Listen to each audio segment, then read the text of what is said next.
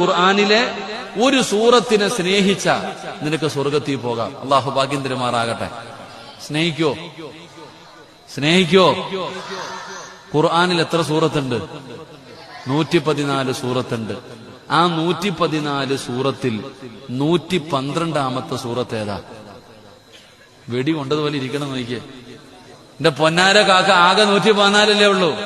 114ാമത്തെ സൂറത്ത് ഏതാ? ഖുൽ അഊദു ബിറബ്ബിൻ. 113ാമത്തെ സൂറത്ത് ഏതാ? ഖുൽ അഊദു ബിറബ്ബിൽ ഫലക്. 112ാമത്തെ സൂറത്ത് ഏതാ? ഖുൽ ഹുവല്ലാഹു അഹദ്. ഈ 112ാമത്തെ സൂറത്തിനെ നീ ആത്മാർത്ഥമായി സ്നേഹിച്ച നിനക്ക് സ്വർഗത്തിൽ പോകാം. അള്ളാഹു ഭാഗ്യം തരുമാറാകട്ടെ. നബിതങ്ങളുടെ മുമ്പിൽ കുറെ ആൾക്കാർ വന്നിട്ട് പറഞ്ഞു, നബിയെ, ഞങ്ങളുടെ ഉസ്താദി എപ്പോ നിസ്കരിക്കുമ്പോഴും കുൽഹു അല്ലയാ ഓതുന്നേ. ഞങ്ങളുടെ പള്ളിയിലെ ഇമാമ് എപ്പോ നിസ്കരിക്കുമ്പോഴും ഏത് സൂറത്താ ഓതുന്നേ?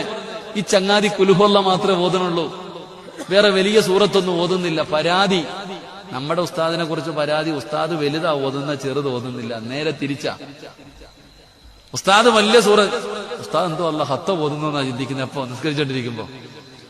ഇവിടെ ഞാൻ ചിന്തി, ഈ സഹാബിയെ കുറിച്ച് പരാതി പറയുന്നത് ഇഖ്ലാസ് സൂറത്താ പാരായണം ചെയ്യണേ. അപ്പൊ നബിതങ്ങൾ ഈ ചങ്ങാതി കണ്ടപ്പോ ചോദിച്ചു, നിനക്കെതിരെ ഒരു പരാതി വന്നിട്ടുണ്ട്, നീ എന്താ എപ്പോഴും നിസ്കരിക്കുമ്പോ ഇഖ്ലാസ് ഓതുന്നത്? എനിക്ക് ആ സൂറത്ത് വല്ലാത്ത ഇഷ്ടമാണ് നബി, അതുകൊണ്ടാ. എടാ, 114 സൂറത്തുണ്ടല്ലോ, നിനക്കെന്താ ഇതിനോട് മാത്രം എത്ര സ്നേഹം?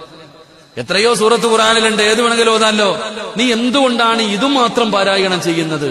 സഹാബിയുടെ മറുപടി, തൗഹീദിനെ കുറിച്ച് പറയുന്ന സൂറത്തല്ലേ നബിയെ, അള്ളായെ കുറിച്ച് പറയണതല്ലേ, എനിക്ക് വല്ലാത്ത ഇഷ്ടമാണ് നബിയെ, പൊക്കോളാൻ പറഞ്ഞു. ആ സഹാബി മടങ്ങിപ്പോയപ്പോ കൂടെ നിന്നവരോട് പറഞ്ഞു, ആ മനുഷ്യൻ സ്വർഗത്തിലാണെന്ന് നബിയിന റസൂലുള്ളാഹി. അതാണ് ആ സൂറത്ത്. ആ സൂറത്തിന്റെ പ്രത്യേകത.